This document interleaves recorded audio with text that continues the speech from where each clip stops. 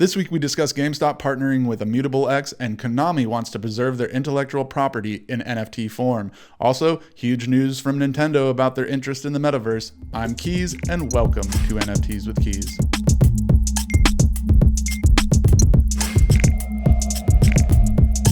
Listen, Keys.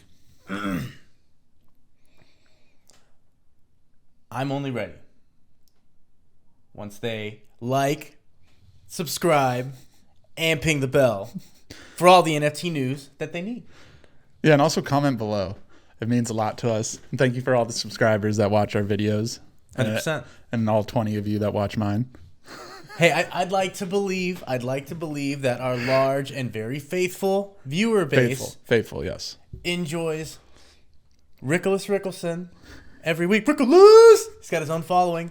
That's right, guys. We know. Oh my God.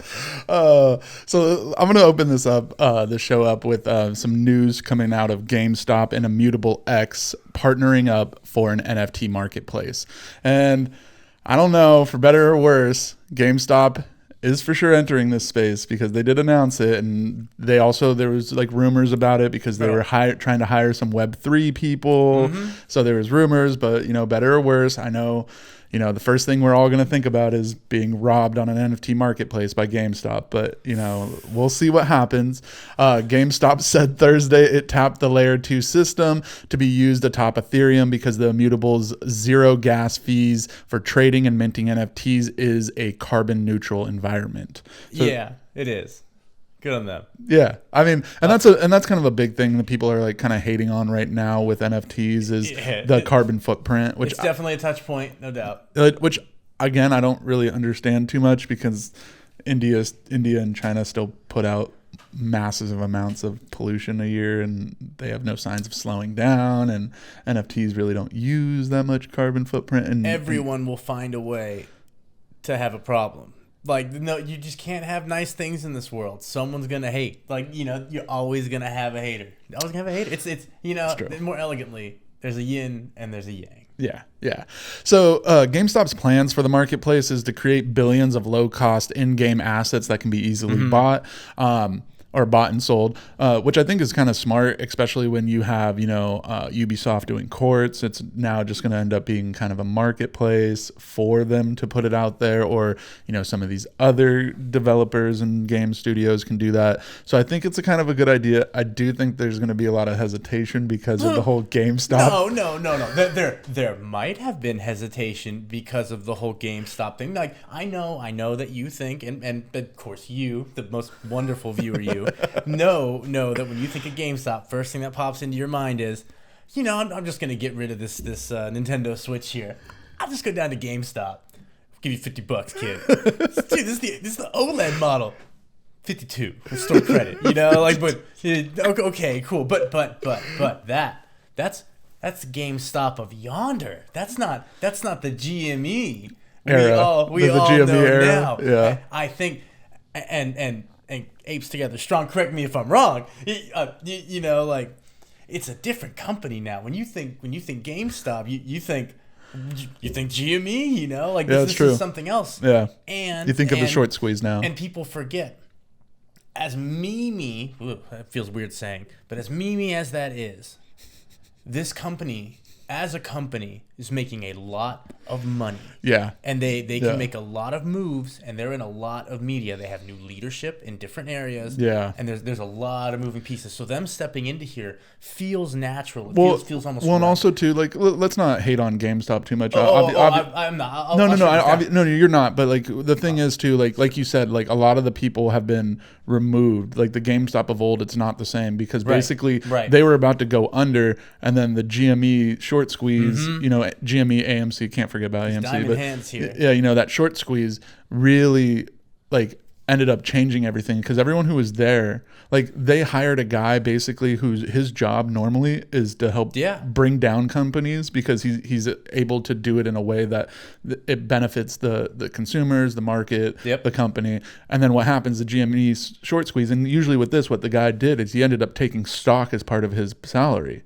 And then the short squeeze happened, and he sold and made out bank like in billions of dollars. And he's like, deuces, I'm not going to be a part of GME anymore. And they got new people. They're hiring new things. They're focused on the future. So I do think it's a pretty good thing. I mean, think about this. The marketplace that they're creating with Immutable X is utilizing Starkware for help on the back end, which is apparently a zero knowledge proof technology that combines thousands of Ethereum transactions into one. I don't really know what Starkware is. I know you have a little bit more of an idea about it. It's like this is like the real deal. Like Starkware is like they got real stuff behind it. It's a proof system. Yeah. This is a cutting edge. I have to write this down because it's even a mouthful to say, but it's cutting edge cryptography to provide polyalgorithmic verification resources and proof size with minimal post-quantum secure assumptions. So what we're talking about here is a series of algorithms that now function together. Long story short, it's a layer 2 solution that will deal with all of the heavy lifting so that you don't have to worry about communicating with the main chain. And mark my words, that's going to be vocabulary of the future, the main chain. Yeah, definitely. I mean... but back to what I was saying before.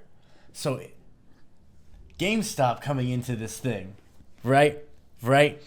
It's the best time for this because look at what's happening to Meta right now. Oh yeah, with that I don't want to say the word, but there was an 10 issue. 10 billion lost at this point. Yeah. You've got disloyalty across the board, but now you got GameStop coming into the NFT market, and they're not saying, "Hey, we're going to create the metaverse. We're just going to provide the content." But that's a slippery slope. But the thing is too is GameStop's also seeing the future because they're not talking about doing art or doing metaverse stuff. They're talking about specifically in-game assets. Oh, I know. It's a slippery slope. I mean, I don't think it's. It's more. Yeah. All right. Yeah. I mean, we say in-game.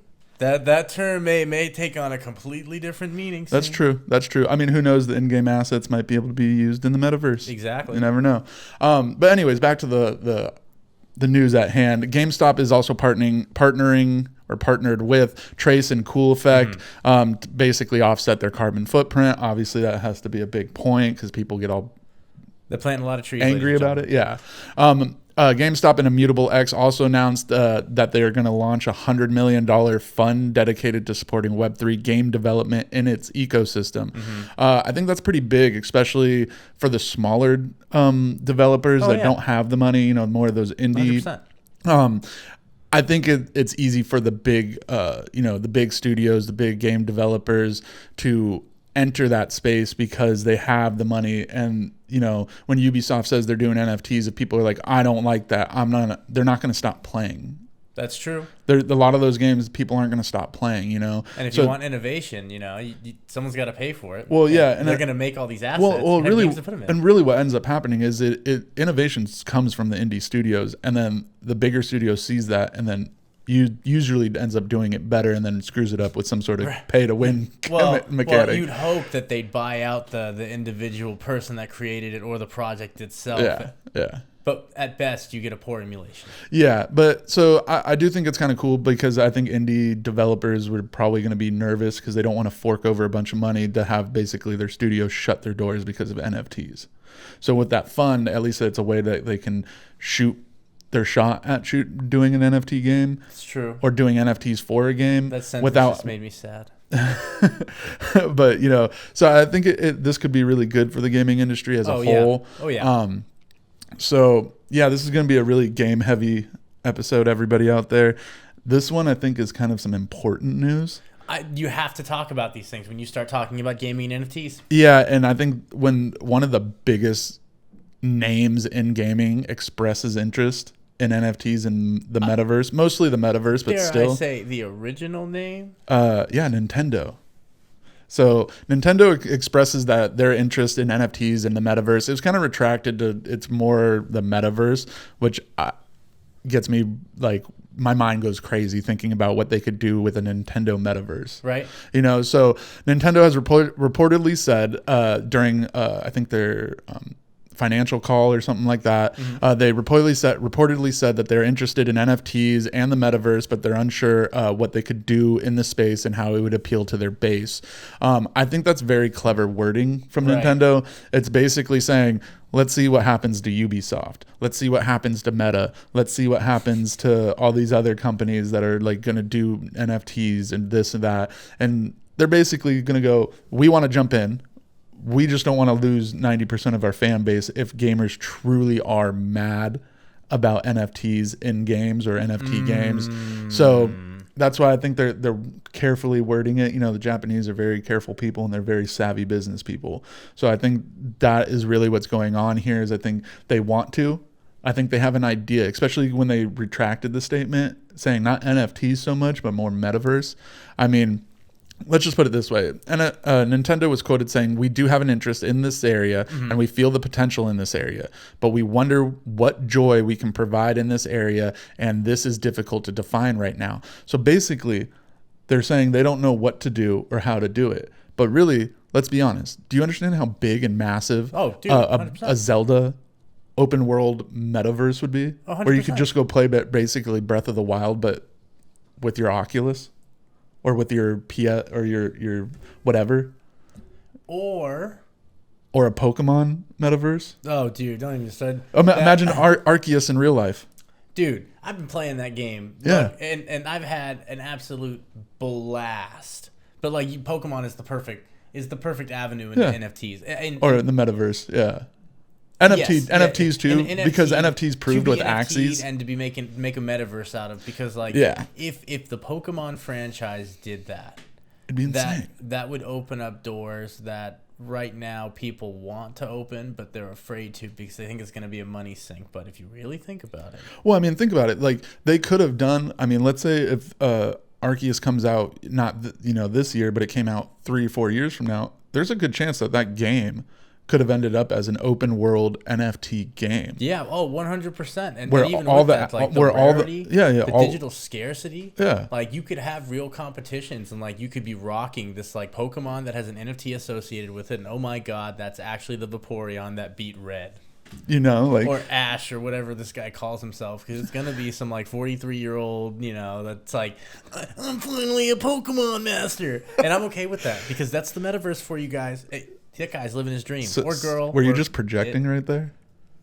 I'm gonna be a Pokemon master. I'm gonna be a Pokemon master. I think that like would be really cool to see it, and I'm also curious too how Nintendo would do it, because they could do like a Metroid metaverse. They could do as we said, a Zelda metaverse. They could do a Pokemon metaverse. They could do obviously a Mario metaverse. And the most important of all, Kirby. They could do a Kirby metaverse. But the thing is, like, I don't know if they would want to do all those. I feel like they would just do a Nintendo universe and have separate worlds within that larger one. That's why I think they're kind of holding back, but they're expressing their interest, because I don't think they understand how they can do it, but I think they know what they want to do. I think we're in it now. This is it. This is that tipping point where we have to see creation being made in the gaming world. When Nintendo starts to talk, that means that everyone's talking. Literally every gaming studio is talking. What are we going to do about NFTs? What are we going to do about the metaverse? And like, if you're a gaming studio and you're not at least having the conversation or entertaining the idea, I think you're doing yourself a disservice. Yeah, I mean, even if you are just talking about it, if those studios or game devs are talking about it but have no thought to actually do it or don't want to do it, they have to have that conversation, not just because of the money, because obviously the money is there, the money wants to do it, but it's not in gaming yet. Mm-hmm. But like you said, if Nintendo is talking about this, that means every single big development or a big game dev company or studio is sitting there at their boardroom like, what do we do? How do we do this? How do we convince our fan base that NFTs aren't bad or the metaverse isn't bad? But that's also why I think Nintendo said what they said. Because again, they retracted the statement, because the original speculation is from Nintendo's comments that they were talking about NFTs and the metaverse, but it was cleared up. So it's basically just the main focus of what they're talking about is the metaverse. So in that sense, I think that was them trying to avoid the backlash from the gaming community about NFTs, because I don't really hear a lot of bad things from gamers about the metaverse. If anything, I feel like they're for the metaverse. because it's a way you can escape. Because I mean, that's basically a VR game. You know, I mean, essentially I think when we all think of the metaverse, that's what comes to our head is some kind of VR game. So yeah, VR game. So you know what I mean? Like, I don't think gamers are against the metaverse, but I think they are against NFTs. But I don't think they've realized that the metaverse can't really operate without NFTs, because a lot of those assets you're going to buy, like, it would mean nothing. There's going to be so many tokens out there. And like you said, the original chain is going to, or the main chain is going to be a thing. It's going to be, you know, a word in cryptocurrency and the lexicon of, you know, the world. Just like World Wide Web or Web 2.0. Yeah, Web 3 is main chain. Yeah, main chain. Main hyphen chain, because everyone loves their hyphens. Yeah, that's true. Yeah.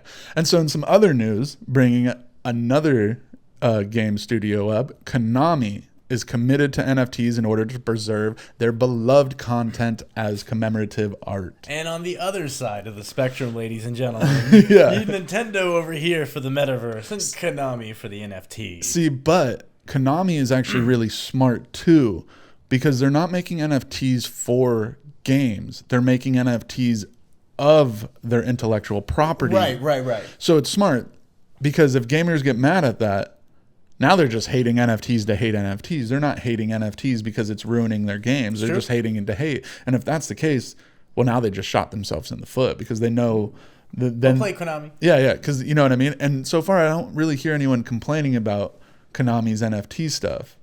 So it's like maybe the gamers are a little more savvy in seeing the cat and mouse game that's going on. So what kind of NFTs are they putting out? Basically, of like just their franchises. So like there's a whole page about it, and like I didn't really like see anything I would personally like, but it's just basically their past games. My producer has really vividly reminded me of a childhood past where this song "Can You Do the Can" was playing over and over and over again. And there was a lot of dancing in place, if you will. A revolution, one might say, of the dancing kind. Yeah. Yeah. Yeah, those kinds of NFTs. Yeah. I really just didn't want to say it because, I mean, it's like, the game's ridiculous. But, yeah, so, I mean, it's basically just what their most favorite, beloved, as they said, you know. So it is kind of a situation where they're trying to capitalize off of it, of course, and also giving anyone who's a big fan of those, you know, properties or anything like that, you know, the chance to own something and own a little bit of history when you think about it. But I do love the way Konami actually approached it by, you know, not trying to put NFTs in their game, you know, but they're trying to ease the gaming community into accepting and respecting NFTs. You know, it's a slow grind. Hear me out. Konami, again, you can steal this idea for all you want. But what if we took the arcade as we know it and applied NFTs to there? What if you could NFT your moment on a Konami machine? Ooh. You know what I mean? Like, you completely just stomp this kid. I think you NFT that moment. I think you're messing up this one by talking about Konami. I feel like Sega. Yeah, Sega. Yeah. Sega, I think, would be the good one. So Sega. And like, you know, even like those stupid machines. Actually, I think I read somewhere Sega's not making machines anymore. But let's say that one of those ones where you actually win a prize that's hanging there. You know, if you figure it out. Like, they have a camera on you and they grab that moment when they see you win the PS5. Like, oh my God, raw emotion. Yeah, that would be pretty cool. Yeah, I think that would be pretty cool. And again, like just like we were saying in the last couple episodes past when we were talking about, you know, NFTs and games, like these companies or these, you know, heads of these large studios need to figure out a way to convince their fan base that NFTs aren't bad. And I think this is a good way. The metaverse with what we were just talking about, I think is a really good way. So yeah, I mean, as we all know, gamers are just aggressively against NFTs pretty much from the start. But more and more major studios are stepping up and, you know, saying they want to do NFTs. Yep. And again, I think a lot of that is it's easier for a major company to be willing to say, hey, we want to do this. We're doing that. But I do agree. I think they kind of were like, NFTs are big. Oh, everyone wants NFTs. Gamers want NFTs. Let's push it down on them. And gamers are like, whoa. We don't even like loot boxes. Why are you trying to throw basically loot boxes at us? But you don't like money? You don't like money? Boom, back up. Yeah. And it's not that they don't like money either, but so I think like what Konami's doing, what Nintendo's doing, I think a lot of other studios are going to fall in line to that point and go into that kind of path to convince their fan base. Well, I mean, at the end of the day, it's going to be gaming and pornography that will dictate the future of how this all works. It's how it always works with all mediums. I mean, I don't. Sony, they failed a lot. Yeah. I mean, I don't think you're wrong, but yeah, it'll be interesting to see kind of like what happens with Konami. I'm sorry, I'm just gonna gloss over the other like That's industry. Fine. Yeah, no, thank you. I am curious to know what kind of backlash might come to Konami over these NFTs, because again, I haven't really seen any, but that's mostly because I don't think gamers feel threatened that these NFTs are going to be a part of these games that they love and all this stuff. Like, it's just NFTs of these games. So I'm kind of curious to see if there even is any backlash. We'll only know if there's a market for the product, then it's going to be totally fine. Like, if there's a market for the product, there probably won't be a backlash. Will there be initially? Sure. But even then, I mean, at this point, every company is doing something in the NFT space, and this is Konami's answer, and I can respect that. Yeah, that's fine. Yeah, I like what tried and true. But I like what Konami's doing. But that also, if it does well, that also might mean they might move on into putting NFTs in a game or making an NFT game, which I think will be really interesting.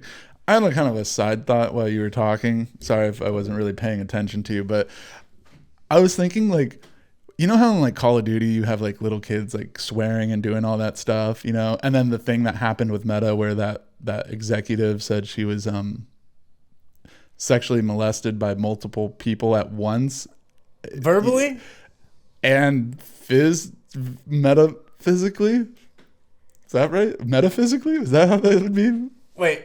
So you're telling me? But you didn't hear about the story? No. Oh, okay. Yeah. So basically, how there's that one girl who like got married in the metaverse and it was a big deal or whatever, and then there's another person saying she got groped, and it's like, how do you get groped in the metaverse? Well, there's another person that recently said that she was gangbanged in the metaverse, which doesn't make sense, especially if it's on Meta, because you don't even have legs.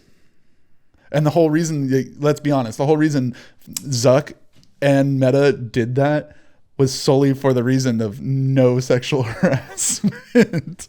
Gangbanged in Meta. Yeah, so apparently that happened. So that would explain why they lost $10 billion. All right. I get it. Yeah. One gangbang incident in Meta, and all of a sudden it's a bad place. I mean, come on. Detroit's got hired up. Sorry. Yeah, I mean, we don't like to bring up Detroit. It's a sad place. We love you, though, if anyone's viewing from out there. But yeah, no, I think it is kind of interesting what's going on with just the metaverse in general.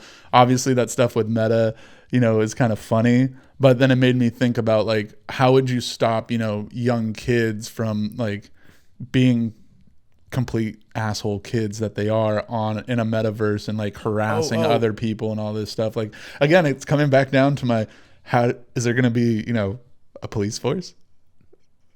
A RoboCop? Yes, a Metacop? That's right. Is it, you know what I mean? Like, show me your wallet. Like the firewall. Oh, yes. Just to stop the like sexual harassment. Like, how is this gonna happen? Like, clearly help it's an us, issue. hacker man. Turbo hack man. Like, we've got him. You know what I mean? So I've got him contained. I got him in a honeypot, so we got him stored over the server over there. But I think we'll be good for a time until he finds some way to get through. Oh God, there's a man in the middle. Well, but you know what I mean? Like, it just seems wild. I'm really curious. I'm really excited to see what happens with the metaverse. NFTs, obviously, that's a given. But I'm really curious to see what happens with the metaverse, especially metaverses in gaming.